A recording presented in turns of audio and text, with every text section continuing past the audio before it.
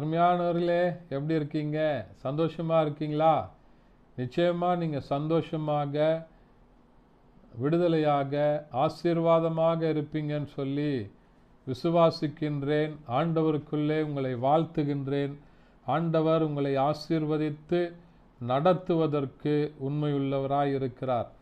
இந்த நாள்லேயும் ஒரு அருமையான ஆண்டவருடைய வார்த்தை என்னன்னு சொன்னால், ரோமருக்கு எழுதின நிருபம் 8ஆம் அதிகாரம் அதனுடைய 11வது வசனம் இப்படியா சொல்லுகிறது: அன்றியும் இயேசுவை மரித்தோரிலிருந்து எழுப்பினவருடைய ஆவி உங்களில் வாசமாயிருந்தால்.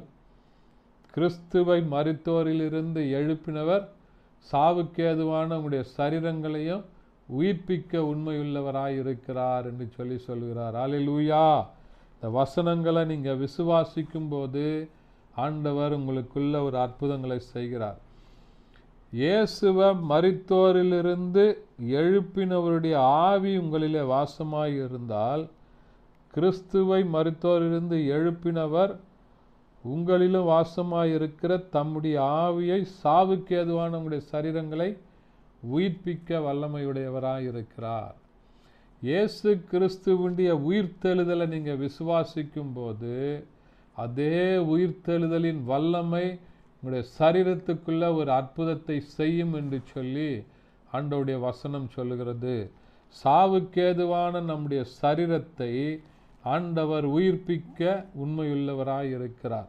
ஆண்டவருடைய உயிர்த்தெழுந்த வல்லமை நமக்குள்ள இறங்கி ஆண்டவர் இந்த நாளில் உங்களுக்கு ஒரு அற்புதங்களை செய்ய அவர் உண்மையுள்ளவராய் இருக்கிறார். ஆண்டவரே, உங்களுடைய உயிர்த்தெழுந்த வல்லமையினால் என்னை நிரப்புங்கப்பா என்று சொல்லி நீங்கள் கேட்கும்போது நம்முடைய சரீரத்தில் இருக்கிற எல்லா காரியத்தில் இருந்தும் ஆண்டவர் ஒரு புதிய பலத்தை தருகிறார், புதிய உற்சாகத்தை தருகிறார். இழந்து போன எல்லா சுகத்தையும் ஆண்டவர் மறுபடியுமாக உங்களுக்கு தந்து உங்களை ஆசீர்வதிக்க அவர் உண்மையுள்ளவராய் இருக்கிறார்.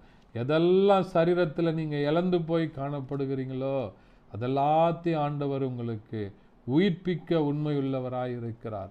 எந்த உறுப்புகள் பாதிக்கப்பட்டிருக்கிறதோ அது ஆண்டவருடைய கரத்தில் தொட்டு, ஆண்டவரே என்னுடைய காலை, கையை, கண்ணை, எந்த பகுதியில் பலவீனப்பட்டிருக்கிறீங்களோ அதன் மேலே கரங்களை வச்சு நீங்கள் ஜெபம் பண்ணுங்க.